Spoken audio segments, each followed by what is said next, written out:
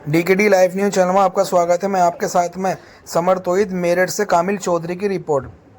तीमारदारों और जूनियर डॉक्टरों के बीच झगड़े ने पकड़ा तूल। आरोपियों की गिरफ्तारी न होने पर डॉक्टरों ने दिया इस्तीफा। धरने के बीच इलाज कराने आए एक अन्य तीमारदार को बुरी तरह पीटा। Video viral. मेरठ में एक महिला मरीज की मौत के बाद तीमारदारों और जूनियर डॉक्टरों के बीच झगड़ा हो गया, जिसमें डॉक्टरों ने सामूहिक इस्तीफा दिया।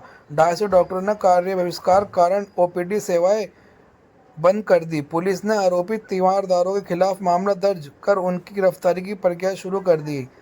आइए दिखाते हैं आपको क्या बता रहे हैं मेरठ कॉलेज के प्रिंसिपल आरसी गुप्ता।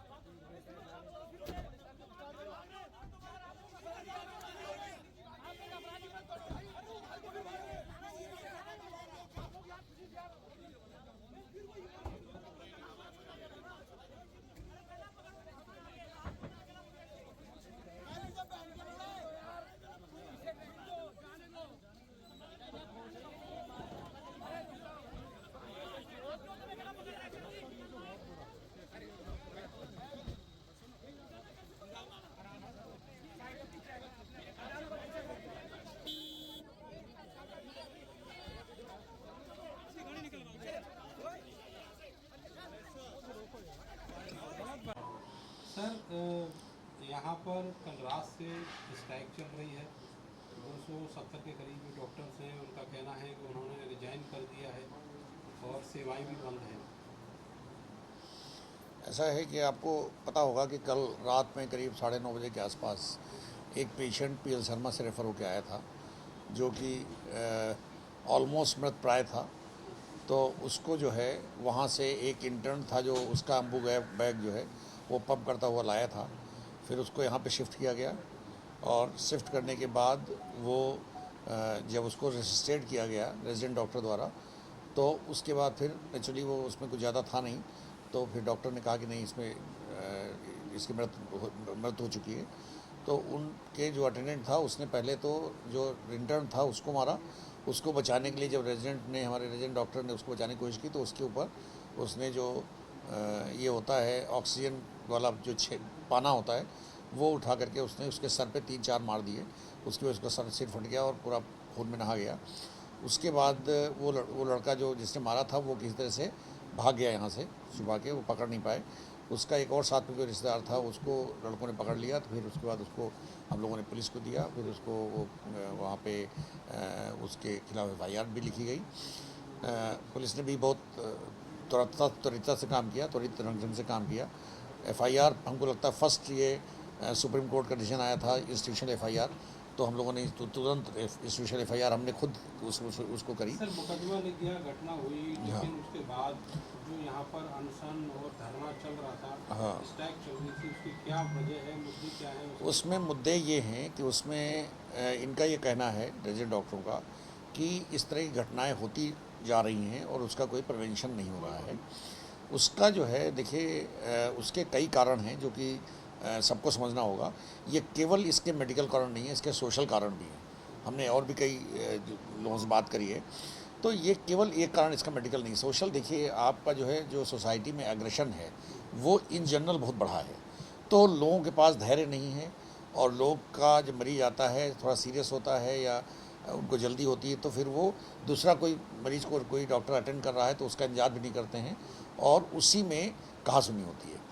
और ये जो है इसमें हम लोगों को और समाज को और आप मीडिया को ये इसमें निभाना होगा कि इस तरह करके हम लोग इसको सोसाइटी में प्रोपोगेट करें कि भाई जब आप डॉक्टर के पास जाएं या इमरजेंसी में जाएं तो थोड़ा धैर्य रखें। डॉक्टर भी इंसान है, वो भी किसी का इलाज कर रहा है तो उसको थोड़ा समय दें।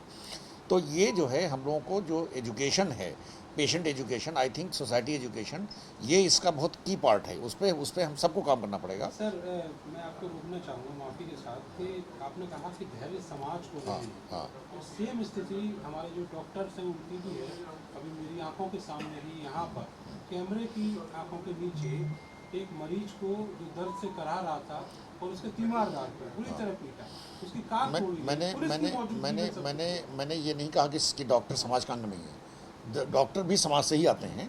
और ये जो है मतलब ऐसा है कहीं कि किसी को डिफेंड करने की बात नहीं है। अगर किसी ने गलती की है तो उसको सज़ा मिलनी चाहिए।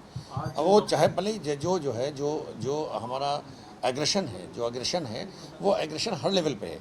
मतलब इस चीज़ को हम आप इस तरह से एग्जांपल से ज़्यादा आसानी समझ सकते हैं कि कभी अगर हम लोग बात करें कि हम लोग अपने फादर से कैसे बात करते थे और हमारे बच्चे कैसे हमसे बात करते हैं, तो इससे आपको एक सिंपल एग्जांपल मिल जाएगा कि सोसाइटी में एग्रेशन की क्या पोजीशन है। डॉक्टर हमने तीमारदार और मरीज के साथ बदसलूक की कि जैसे आपने रात एफआईआर कराई कि आज भी कराएंगे अपने डॉक्टर से खिलाफ। देखिए ऐसा है कि जो भी अगर कोई कंप्लेंट लेकर के आएगा, तो हम जरूर करेंगे, क्योंकि मैं वहाँ पे नहीं था। मैं तो यहाँ बैठा हुआ था। मैं तो बात करने आया था कि भाई हम लोगों से बात करेंगे, है ना, कि लोगों से बात करेंगे। और अभी हम हमारे सीओ साहब भी आए हैं, हमारे जसूस साहब भी आए हैं, सबसे बात हुई है। हाँ, घटनाएं बढ़ रही हैं मेडिकल। नहीं, वो इसलिए बढ़ रही हैं क्योंकि आप देखिए कि यहाँ पे पेशेंट का लोड बहुत है, सारे सीरियस मरीज आते हैं।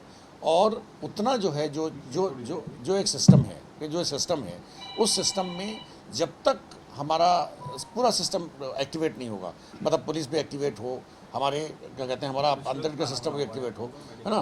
तो हमने इसीलिए रिक्वेस्ट किया है एसएसपी साहब से और आईजी साहब ने। अभी हम लोगों ने एक जॉइंट निरीक्षण यहाँ किया था, सिक्योरिटी ऑडिट किया था। इसमें हमारे सीओ साहब भी थे और हमारे जो क्या कहते हैं वो भी एसपीसीडी साहब थे, एडीएम साहब थे, मैं था।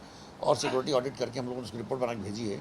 उसमें कई सारी चीज़ें चेंजेस होने हैं, उसमें वो चेंजेस धीरे धीरे कर इम्प्लीमेंट होंगे। लेकिन नहीं तो हर चीज़ जो मुख्य मुद्दा था जो इमीडिएट जिसकी जरूरत थी वो है यहाँ पर सीसीटीवी और गेट पर सिक्योरिटी गार्ड। जी। जो गार्ड हैं वो उनके पास न डंडा है न बंदूक है।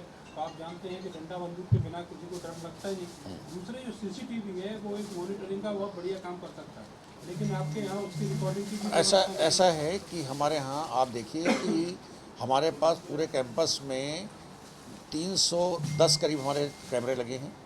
हर जगह सीसीटीवी लगा हुआ है। और हमारा एक टेंडर चला जिसमें 400 हम और लगवा रहे हैं। और हम हाँ जी हाँ, अरे सुनिए तो मेरी बात तो सुन लीजिए पूरे। यहाँ पे जो 23 कैमरे लगे हुए हैं और 23 कैमरों की रिकॉर्डिंग हो रही है। लेकिन एक कैमरे का जो जहाँ पे झगड़ा हो रहा था, कैमरा नंबर 1 था वो, वहाँ पे उसकी हार्ड डिस्क खराब थी। कल रात में मैं अपने सामने चेक कराया है, ये भी नहीं कि किसी और से पूछ रहा हूँ। देखिए चांस की बात है। अब कई बार आप ये कह सकते हैं भाई 23, मैं आपको अभी भी दिखा सकता हूँ 22 कैमरे रिकॉर्डिंग हो रही है। तो ऐसा नहीं है। और ये भी नहीं कि आज की रिकॉर्डिंग आप 4 दिन की बड़ी रिकॉर्डिंग देख लीजिए। तो मशीन है, कभी ख़राब हो सकती है। मतलब ये नहीं कहता अभी मैंने उसको सीसीटीवी हमको लगता है पहला कॉलेज होगा जहाँ पे कि ऑपरेशन और मेंटेनेंस सीसीटीवी का हमने दिया हुआ है, आउटसोर्स किया हुआ है, उसका हमने ठेका दिया हुआ है। कोई और कॉलेज बता दीजिए जहाँ पे कि सीसीटीवी का ऑपरेशन और मेंटेनेंस आपको आउटसोर्स किया गया हो। वो मैंने आउटसोर्स जी बिल्कुल बैकअप है। हाँ बैकअप है। वो एक कैमरे का हमने उससे पूछा कि भाई जो हमारा ऑपरेशन वाला है कि क्यों नहीं हुआ। उसने कहा सर चूँकि उसमें जो है वो शायद कोई जब लाइट गई होगी या कुछ कई बार होता है कि वो समय चली जाती है, तो उसलिए भले हुआ होगा। हमने उसको बुलाया, हमने कहा तुम्हारे पर मैं कार्रवाई करूँगा, तुम्हारे पेनल्टी में लगाऊंगा कि वो जो कैमरा था वो उसकी रिकॉर्डिंग क्यों नहीं। इमरजेंसी के बाहर सीसीटीवी लगे हैं। जी बिल्कुल। अभी 23 जो घटना हुई है, क्या आप उसकी सीसीटीवी फुटेज पुलिस को देंगे जो तीमारदार और